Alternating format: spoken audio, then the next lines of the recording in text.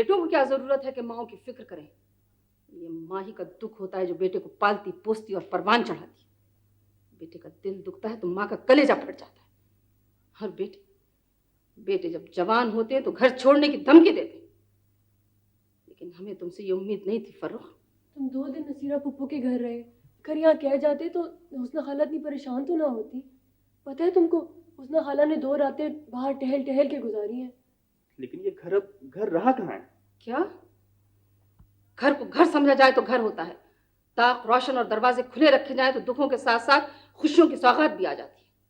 हमको देखो, हम आगा जी और अम्मा का भरम रखने के लिए अपनी गृहस्थी छोड़कर यहाँ आए बैठे हैं।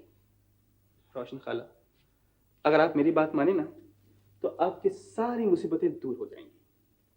सुना दीजिए अपना बुकराती मशवरा। आप अपने घर जाकर बैठें। ये घर मोहसिन मुमताज साहब और एहसन मुमताज साहब की विरासत में जाने दीजिए। बहुत गुस्ताख होगा। कैसी बातें कर रहे हो फरो? मैं अपना घर अलग ले रहा हूँ और अम्मी को और नानी जान को साथ लेके जाऊंगा। मैं ऐसा जॉब कर रहा हूं जिसके लिए मुझे ज़हनी सुकून की सख्त जरूरत है। मैं फैसला कर चुका हूं कि मैं बैरिस्टर साहब की बेटी का तौक़ गुलामी गर्दन से उतार ही के जिंदा रह सकता हूं, वरना मेरी मौत भी मेरे बाप जैसी होगी। मैं सिसक सिसक के नहीं मरूंगा रोशन खाला।